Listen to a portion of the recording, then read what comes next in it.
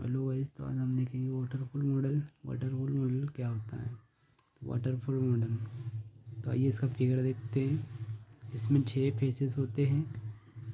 Number 1 feasibility study, requirement specification, design, coding, testing और maintenance.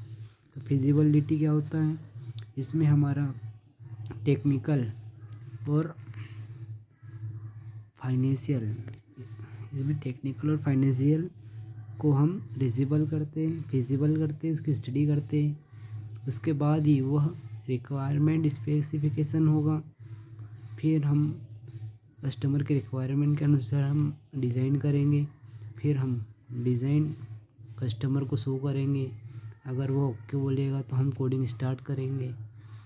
फिर हम इसमें कोडिंग करेंगे कि वह कोडिंग इम्प्लीमेंट हो जाए। फिर हम उसके बाद उसको टेस्टिंग करेंगे कि जो हमने प्रोग्राम बनाया है वह सही से काम कर रहा है या नहीं। फिर लास्ट में हम उसको मेंटेनेंस भी करेंगे। ये सारा कुछ देखेंगे और उसको हम मेंटेनेंस भी करेंगे कि कॉस्ट कितनी क्या है, कितना कुछ लग रहा है उसमें। चलो आइए हम वाटरफॉल मॉडल के कुछ बारे में जानते हैं क्या क्या होता है। तो ये waterfall model is a simple and classical model of all the model we have. हमारा ये जो वाटरफॉल मॉडल होता है ये बहुत ही सिंपल क्लासिकल मॉडल होता है अदर मॉडल के मुकाबले में। फिर दूसरा, this model is also known as linear sequential model. तो हमारा जो ये वाटरफॉल मॉडल होता है ये सीक्वेंशियल फॉर्म में काम करता है। जैसे कहिए हम फिगर में देखते हैं कि जैसे इसमें फिजिबिलिटी होता है पहले, फिर उसके बाद ही हम रिक्वायरमेंट को गैदर कर सकेंगे। ऐसा नहीं है कि हम डायरेक्ट फिजिबिलिटी से डिज़ाइन कर पाएँ। पहले हमको रिक्वायरमेंट को गैदर करना ही होगा, उसके बिना हम डिज़ाइन नहीं कर पाएंगे। वैसे ही हम कोडिंग डिज़ाइन के बिना नहीं कर पाएंगे और टेस्टिंग भी हम कोडिंग के बिना नहीं कर पाएंगे और मेंटेनेंस भी हम टेस्टिंग के बिना नहीं कर पाएंगे। तो यह एक सीक्वेंस फॉर्म में काम करता है। फिर तीसरा हमारा, this model is the theoretical model not a practical model. हमारा जो ये वाटरफॉल मॉडल होता है ये थियोरेटिकल मॉडल होता है, ये प्रैक्टिकल मॉडल नहीं होता है। फिर fourth, it is model is and every face must be completed before moving the next face. ये हमारा वाटरफॉल मॉडल में एवरी फेस, जो सभी फेस होते हैं ये बाय बाय काम करते हैं, तो एक के बाद एक काम करते हैं। जैसे कि हमारा फिजिबिलिटी होगा उसके बाद हम रिक्वायरमेंट को ही कर सकेंगे, डायरेक्ट डिज़ाइन में तो हम नहीं कर सकते हैं। मतलब ये सीक्वेंशियल फॉर्म में काम करता है और फेसेस, एक फेस कंप्लीट होता है तो दूसरा फेस स्टार्ट हो जाता है। और इसमें हम बिना एक फेस को किए दूसरे फेस में नहीं जा सकते। जैसे कि हमने रिक्वायरमेंट को गैदर किया तो हम इसमें वापस नहीं जा सकते। फिर इसमें बाद में कोई भी प्रॉब्लम होगी तो हम उसको इजीली सही नहीं कर सकते। This model is suitable for the small project where the technical issue are very clear. तो हमारा वाटरफॉल मॉडल छोटे छोटे प्रोजेक्ट के लिए सूटेबल होता है और इसमें टेक्निकल इशू क्लियर होना चाहिए।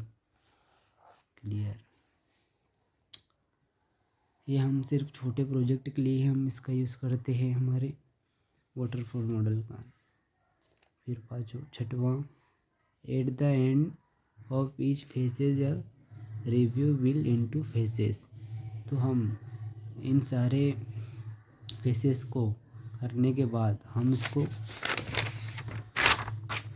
इसको रिव्यू भी कर सकते हैं कि हम उनको सारे को चेक कर सकते हैं कि इसमें कोई प्रॉब्लम तो नहीं है, हमारे सारे फेसेस सही से काम कर रहे हैं या नहीं, या किसी में कुछ प्रॉब्लम हो तो हम उसको सही कर सकते हैं।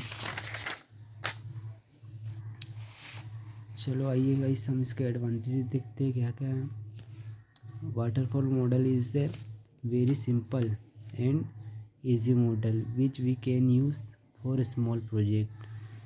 तो हमारा वाटरफॉल मॉडल बहुत सिंपल और इजी मॉडल होता है और इसका यूज़ हम स्मॉल प्रोजेक्ट को बनाने के लिए करते हैं। फिर in this model once a phase is successfully complete then only we can move the next phase, so there is no overlapping between the phases। Waterfall model में जैसे हमारा एक फेज़ कंप्लीट होता है तो हम उस पर नेक्स्ट फेज़ में पहुंच जाते हैं। नेक्स्ट फेज़ से हम वापस नहीं आ सकते, उसमें फॉरवर्ड का ही काम होता है। ऐसे हम वापस नहीं आ सकते, ऐसे ही आगे ही बढ़ा जा सकता है। जैसे उसमें रिक्वायरमेंट गैदर करते हैं तो उसके बाद हम कोडिंग कर सकते हैं, कोडिंग के बाद हम टेस्टिंग कर सकते हैं। हम वापस कोडिंग और उसमें रिक्वायरमेंट में नहीं आ सकते, इससे कि हमारा ओवरलैपिंग की प्रॉब्लम नहीं आती है फेसेस के बीच में। फिर third point, each face has a well defined task and review process. इसमें जो फेस होते हैं उन सभी का अलग अलग टास्क होता है, टास्क डिफाइन किया हुआ होता है और इसमें हम रिव्यू प्रोसेस का भी यूज़ करते हैं, जिससे कि हम उसको बाद में चेक कर सकते हैं कि हमारे प्रोग्राम में कोई प्रॉब्लम तो नहीं है। इसको हम रिव्यू प्रोसेस करते हैं। आइए इसके डिसएडवांटेजेस देखते हैं। तो not use for big project. तो वाटरफॉल मॉडल को हम बिग प्रोजेक्ट में यूज़ नहीं करते क्योंकि वो इसमें बहुत ज़्यादा रिस्क हो जाता है। फिर we can't move back in phase. इसमें हम बैक फेज में नहीं जा सकते हैं, हम फॉरवर्ड में ही जा सकते हैं। फिर this model continue high risk.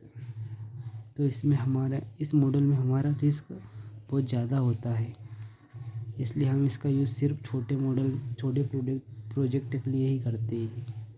फिर चौथा, it is for model for complex and object oriented project.